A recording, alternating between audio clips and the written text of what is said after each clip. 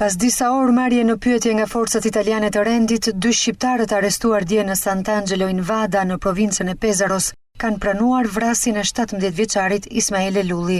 Një krim pasional i ekzekutuar me një dhunë makabre është përkufizuar nga autoritetet vrasja e 17 vjeçarit Lulli. Motivi i saj xhelozia ndaj një vajze 19 vjeçare maqedonase, e fijuara e njërit prej shqiptarëve dhe njëkohësisht në lidhje miqësie me viktimën.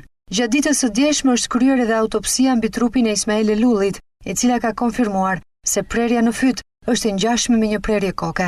2 shqiptarët arrestuar janë rezident në provincën e Pesaros, njëri në qytetin e Urbanias e tjetri në Sant'Angelo in Vada. 4400 banorët e kësaj të fundit janë të tronditur nga ngjarja e rëndë, teksa për Ismaele Lullin dhe familjen e tij gëzonin respekt. Ai jetonte në Sant'Angelo in Vada me nënën dhe motrën 4 vjeçare. Gjatë pasdites së djeshme, me 10 banor kanë rrethuar komisariatin e policisë, ku po zhvillohej marrja në pyetje 2 shqiptarëve të arrestuar, duke protestuar kundër emigrantëve në përgjithësi dhe shqiptarëve që jetojnë në Itali. Policia italiane është ende në kërkim të armës së ekzekutimit të këtij krimi të rëndë, që sipas dëshmisë së 2 shqiptarëve, ka ndodhur rreth orës 16 të pasdites së ditës së diel. Kryetari i bashkisë së qytetit Sant'Angelo in Vada ka deklaruar për mediat se ndihet mjaft i prekur nga kjo ngjarje, si kryebashkiak i kësaj qyteze, por edhe si prind.